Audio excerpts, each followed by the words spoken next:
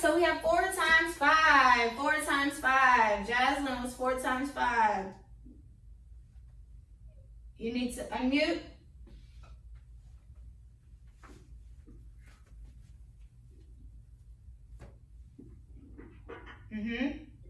Equals 20. Yes, 4 times 5 is 20. Okay, next 6 times 3.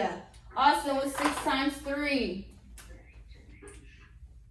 is, hold on, let me add it.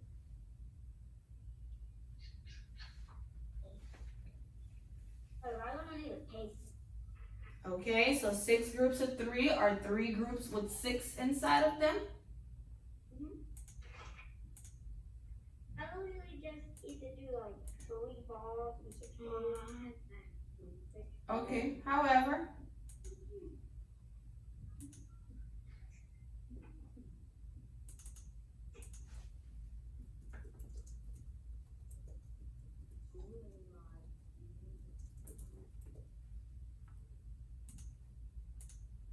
You got it?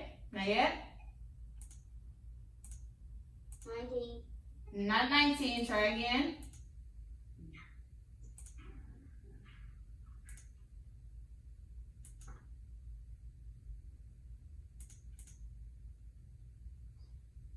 You were close, but it wasn't 19. Is it 18? Yes, 18. 6 times 3 is 18, okay? All right, next I have 10 times 7. Chaz, 10 times 7. 70. 70. 100 times 9. 100 times 9. BJ? 900. 5 times 8. 5 times 8. Cadence? 40. 40. 2 times 7. 2 times 7. Cullen? 14. That's like you're adding the same number twice. And 0 times 40. 0 times 40. Josiah. Unmute. 0. 0. Remember, anything times 0 is always 0. And 1 times 5. 1 times 5. Bailey. 5. And anything times 1 is always that number. Good. All right, let's look at my shapes here. So if you look at the shape, I have a fraction on the side of it, and I want to show this fraction inside of my shape. So I have this square, and it says 2/3. How will I show that 2 out of 3 pieces are shaded? Would anyone like to explain how I would show that? Okay, go ahead, Cadence. What do I need to do? I need to show that 2 out of 3 pieces are shaded in this square. So what do I need to do to show that? So you're going to...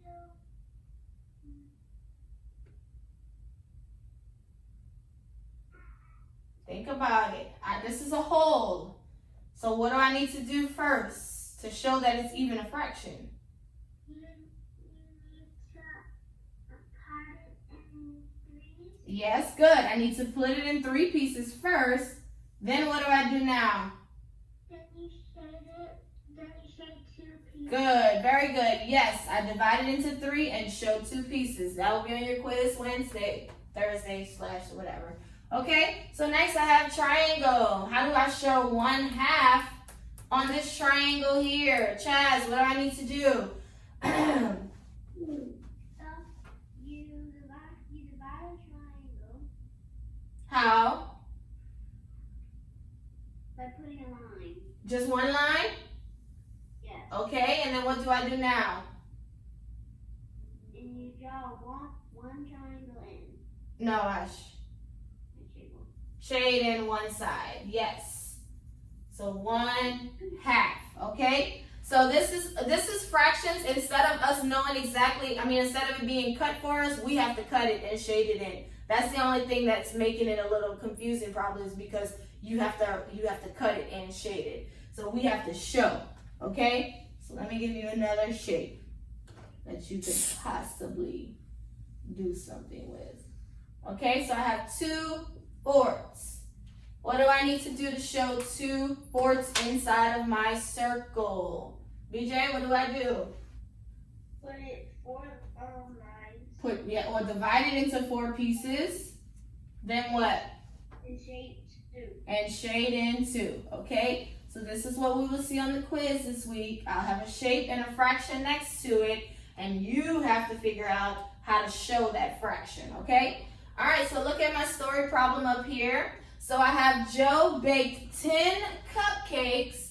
He put 5 sprinkles on each cupcake. How many sprinkles total did he use for his 10 cupcakes? First of all, how would I figure out the answer to this? Do I add it up? What do I do to figure out the answer to 10 cupcakes and 5 sprinkles? We're trying to figure out how many sprinkles are on each cupcake. What do I do? Chaz? Count by 5s? Not count by 5. I could, but what's a faster way I could get this done? Bailey? Or you can count by 10. I can multiply. What would I multiply? Well, 10 times 5, so 10 cupcakes times 5 sprinkles on each cupcake. How many sprinkles would that be? 50 sprinkles total. So he used 50 sprinkles on his cupcakes. So he had 10 cupcakes, 5 sprinkles on each one, 50 sprinkles. So anytime they're asking you to figure out like how many of a group of something, you always multiply. That's a faster way to get it done. If you try to draw a picture, that'll probably take you a super long time, but multiplying makes it faster. That's why we multiply. When it's a lot of numbers at one time, we just multiply it. Let's look at the first amount here. I have 9 dimes, 5 nickels, and 3 pennies. A 9 would have been 90, then you went 95, $1, 5, 10, 15, and then your 3 pennies made it 18. $1.18. All right, look at the next one, 14 quarters. 14 quarters. Time. So if you drew it out, and that's why I keep saying please draw it out, because that will help you. It's kind of hard to do this in your mind. So always draw your circles. Remember, a quarter is worth 25 cents. If you forgot that, it's okay. Now you can probably remember. So 25, 25, and put that in each one. So we're going to draw it out.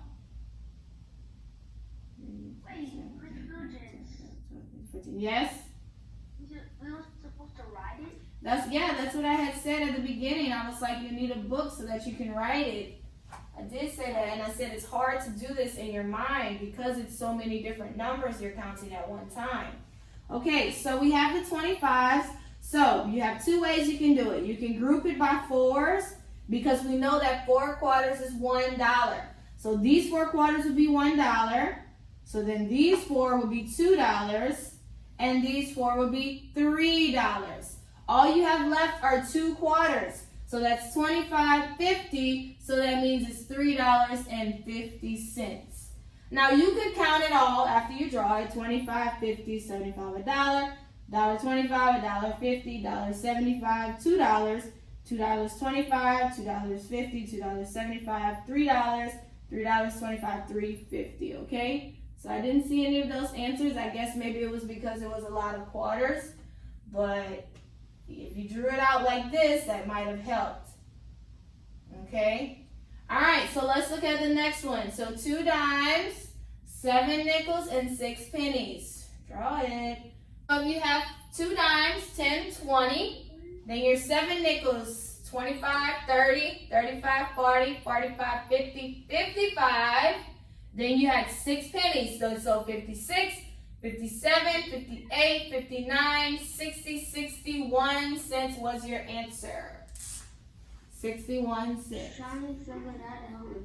It's okay. So just make sure that you're drawing the circles. If you're not getting them correct, draw the circles, but also put the number in the circle so you know what you're counting. It's good you're drawing the circles, but some of you aren't putting the number. So if it's a nickel, put a 5. If it's a dime, put a 10. If it's a penny, put a 1. Quarter, put a 25. That will help you, okay? All right, and this is the last one. 5 quarters and 2 dimes.